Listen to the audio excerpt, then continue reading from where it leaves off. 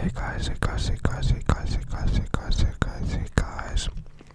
welcome to another ASMR video on politics ASMR. Today we are going to be going through chapter 4 of Samuel Huntington's Clash of Civilizations.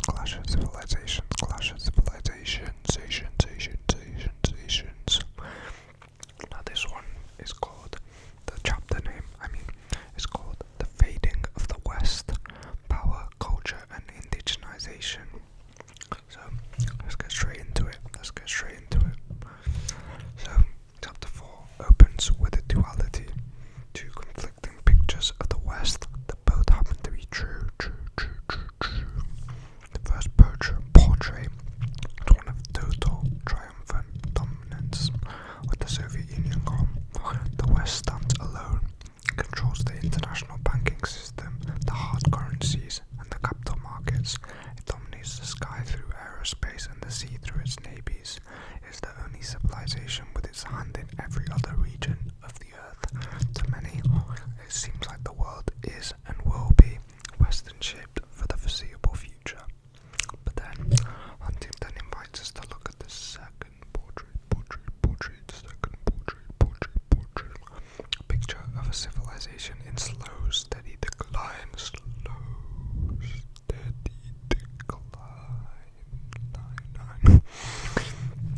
The victory in the Cold War brought energy.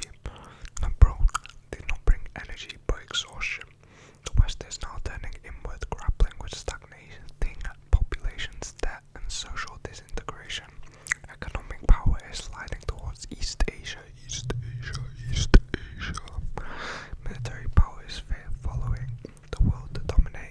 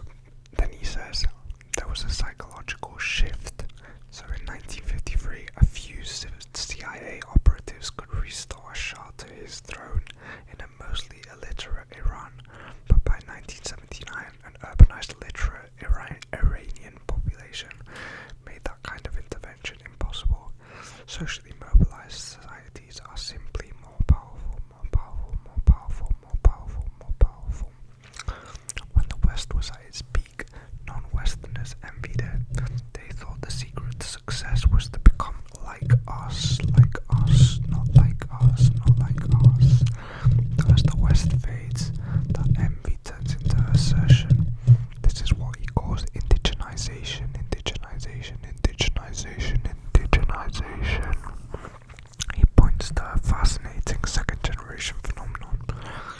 So he first looks at the first generation of post-independence leaders like Muhammad Ali Jinnah, Lee Kuan Yew, and Solomon Bandaranaike, who were thoroughly westernized. They were brilliant graduates of Oxford and Cambridge. They wore Western clothes and spoke Western languages. But to lead their nations, they had to indigenize. They reverted to their ancestral cultures. Jinnah became the apostle of Islam. Lee became the promoter of Confucianism, and Bandaranaike converted to Buddhism. The second generation, the ones who were educated at home, became even more nativist. They didn't have to look for the West for inspiration, they just looked at their own roots. They realized they can be modern without being Western. They are using Western technology to strengthen their own civilizations and reject Western values. So the chapter reaches its crescendo, talking about religious revival. Huntington loves going through religious revival.